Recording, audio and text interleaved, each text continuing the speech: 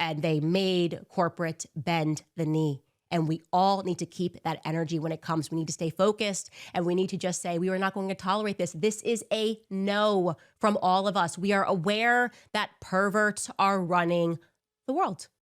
Candace Owens declared that Cracker Barrel energy is needed desperately in the United States right now, pertaining to the recent logo change by Cracker Barrel and then reversion. And this is a humorous story, and in some ways it doesn't seem as important as many of the ones I cover on the channel. But she insists that there's something deeper to this, deeper than surface level, that's worth pointing out and thinking about and applying to other things. So let's see what she has to say about it. Please like the video and subscribe to the channel. Here is where we are at right now. We need Cracker Barrel energy. Okay, that's the new term. That's the new move. Cracker Barrel energy worldwide. Email tips@CandaceOwens.com. You were at Stanford, you saw something, and by the way, there are some people who graduated Stanford that are telling me some things. I'm going to share them. But first, for my overseas audience that isn't really tracking what I mean when I say Cracker Barrel energy, I'll very quickly run you through what happened. Essentially, there is this restaurant chain. It's called Cracker Barrel. It has been around since 1969. It was actually started right here in the great state of Tennessee. I would say it was started in Lebanon, Tennessee. Savannah would pass away and tell me it's Lebanon, Tennessee. So there's room for debate there. I live 5 miles away. Can attest it is Lebanon in Tennessee. Anyways, right here in the South of America. And recently their corporate headquarters announced that they were going a little bit woke. They were going to ditch certain menu items that sounded, I guess, a little bit too Southern. And they were going to change the inside of the store, making everything super clinical looking. Plus, they were going to change the logo. Okay. The logo here on the left is the Cracker Barrel logo that it was forever since 1969. You can see there's an old man, and there is a barrel, and there is a cracker. Just call it Logo Gate, let's be real. On the right is what corporate said they were doing. Corporate said, we're going to get rid of all of that. There will be no human beings. And all I can tell you is the white people rioted. I was on Instagram cracking up, enjoying, applauding. They would not let it go. They said, oh, no, put that old man back, or we're not going to Cracker Barrel anymore. Okay, she got us white people, because this is so true. I went on my timeline on Facebook, looked at Twitter, and it is all white people complaining about this, clamoring about this, like it's the most important thing since sliced bread. It was funny how much of a response this got from white people. There was an uproar about this, and you know, it's far below many of the items I consider priorities in discussing in terms of politics and culture for sure. But man, this did animate a lot of people that I wasn't necessarily anticipating. And she's right, it was a lot of white people. I'll just have to give it to her on that. Okay. And celebrities got involved. Brittany Aldean and Jason Aldean, the country singer, they were posted up on Instagram. I don't know if we have a photo of that. Brittany wrote, I love this girl. Breakfast date this morning. We would be at Cracker Barrel, but y'all been acting a fool. She didn't play around, you know. She. Yeah, it's not the wars or the surveillance state or taxation or inflation or the drug war that can get white people animated to oppose a cause. It's the changing of a logo of Cracker Barrel. That's what did it, right? I mean, there's a point to be made in that alone, but she's right. She is from Alabama, and they were, like I said, they didn't care. The South said, we're not moving, we're done, okay? The result was that their sales took a complete hit, okay? I think they lost like $100 million. It was crazy in one week. Like $100 million just wiped from the market, and they gave in. Cracker Barrel said, okay, we messed up. We are going to return the logo. They wrote this on Instagram. We thank our guests for sharing your voices and your love for Cracker Barrel. We said we would listen, and we have. Our new logo is going away, and our old timer will remain. At Cracker Barrel, it's always been and always will be about serving up delicious food, blah, blah, blah. Okay, let me tell you why this actually matters. This was not something that was obscure, and it is a part of a larger conversation that you will actually see me have tomorrow about what they are doing. It is a spiritual attack on the idea of ancestry. Nothing can be old. Everything must be new. They want everybody to look the same. There will be no personality in anything. They will turn us into AI bots. That is actually the explicit goal. You may not realize that. Actually, if you're watching this podcast, you probably do realize that. But they don't ever want you to think that you have ancestry. Yeah, in a way, this is kind of akin to what the Soviets did in their desire to build the new Soviet man, that the new Soviet man wouldn't be inhibited toward these traditional elements of society that many people believe they benefited from in terms of ancestry. I guess that was indicative in Cracker Barrel's old logo with Uncle Herschel there next to the cracker. I mean, that strikes you as something reminiscent of your past, of, older people that you know, but you see this applied in more areas than one. So I guess I'm with her there, that you have to remove the old for the sake of the new, but that's not always applied directly.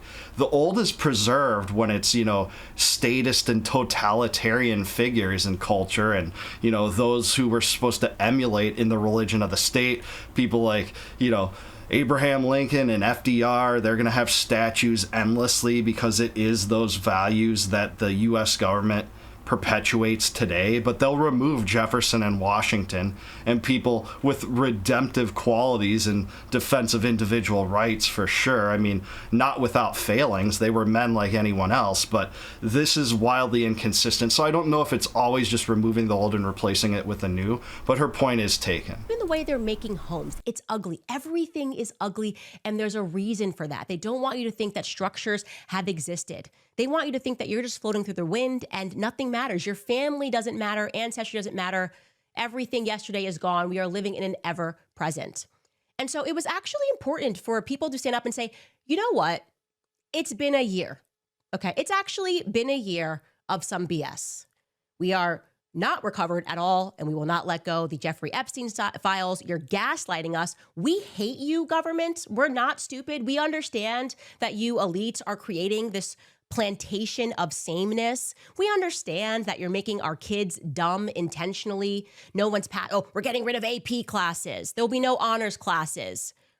Yeah, I'm with her on this. The indoctrination factories known as government schools certainly hold all kids to a low level rather than allowing the elevation of some. It's all based on the Prussian model of education that was adopted in the United States, coming from Europe, where most people worked in factories and their children need to be taken care of for a prolonged period, or fighting wars for their respective kings in Europe, fruitless, senseless ones. That idea hasn't gone away, by the way, if you live in the United States and follow U.S. foreign policy. But that's the truth, and there's no bigger conflict of anything more than state-run schools. Conflict of interest, I should say, because you're undoubtedly going to have the product of those state schools be that the state holds the solution to all society's problems. They're incentivized to do that. Why wouldn't they? It's like having my mother be the referee of an NFL game that I'm one of the participants in. It's not impartial to say it is partial, to say the least. No test scores. We're not even going to track how dumb we're making your kids anymore. We're aware. We are tuned in to what you are doing and how much you hate us. And we want you to know we hate you back. Okay? We hate you back. We are going to keep that same energy and tell you that you're not going to get our business and you're not going to wipe us away. And of course, there has always been this target. They want everyone to believe everything can be multicultural and you shouldn't think about it and you're backwards and you're racist if you want to see an old white man or something. And I genuinely was applauding that white people said no. The white people's spirit came out in force, but for Cracker Barrel. Not for all these other issues we talk about here, but for Cracker Barrel. I still can't get over that. And they made corporate bend the knee. And we all need to keep that energy when it comes. We need to stay focused, and we need to just say, we are not going to tolerate this. This is a no from all of us. We are aware that perverts are running the world. That's reality, okay? That is the reality. Perverts are running the world, and we're not going to let it go. Yeah, I mean, I'm mostly with her. I'm generally a traditionalist in terms of my cultural leanings, and certainly, history is my background, especially US history from the Revolutionary period to the Civil War. That's my focus, and I would like the good aspects of that time preserved, maybe discarding the other elements and not have them displaced. And you see those same kind of gravitational pulls at people, especially on the conservative side of the aisle, in terms of the culture, because so much of the culture has been hijacked by the left, by a lot of the liberal establishment that, championed wokeness for so long. I'm not saying there isn't a right-wing flavor of wokeness. It's calling everything anti-Semitic and using anti-Semitism as their racist bludgeon, the same way that the liberal establishment used their, sexist or chauvinist or transphobe bludgeon. The same thing is true. But in terms of the Cracker Barrel spirit, I think Candace gets it right here. To see Americans animated about this, be vengeful about the idea that Cracker Barrel would make this change, not even being a government. But the American people can see that they have far more influence in market centers and market firms than they do in the government. This was an uproar that caused Cracker Barrel to lose money. Cracker Barrel is not innately parasitic like the state, which extorts us via a taxation apparatus and an inflation apparatus controlled by the central bank. But Cracker Barrel is least inhibited in some way by market forces. If they don't provide a service that customers want, customers will reject them and criticize them. And in some ways, if this case proves anything, go above and beyond to protest it to the point that there actually is a change. But you don't see this in government very much. There's too many entrenched influences in the military-industrial complex and big pharma and the banks and big food and big telecom, big tech, what have you. You know the drill. You follow the channel. You would know that. But this spirit of resistance should be applied to government too. So I'm with Candace when she says we need more Cracker Barrel energy. We just need to say enough is enough, and it needs to go further than the logo of a restaurant, which I like, by the way. I enjoy eating at Cracker Barrel. I live in Tennessee, actually, probably a few miles away from Candace here in Nashville. And yeah, Cracker Barrel's a big thing here, as well as many parts of the South. So I'm generally with Candace on the energy application here. I just wish Americans applied it more toward the endless wars and the corporate welfare and the taxation schemes, the disarmament schemes, the surveillance state, the drug war, basically everything under the sun that violates individual rights. But I do want to hear from you. Is the Cracker Barrel example important in terms of our culture or applying it to other matters? Let me know in the comments down below. Is Candace Owens right about this? Let me know. Please like the video, subscribe to the channel, also subscribe to Candace Owens, and please consider supporting the channel by clicking the join button below. You can help support me, and in return, I'll give you access to all of my videos before they go live to the general public on YouTube. And until I see you guys next time, no more war, no more debt, no more inflation, and no more empire. Peace out, guys. Catch you in the next one.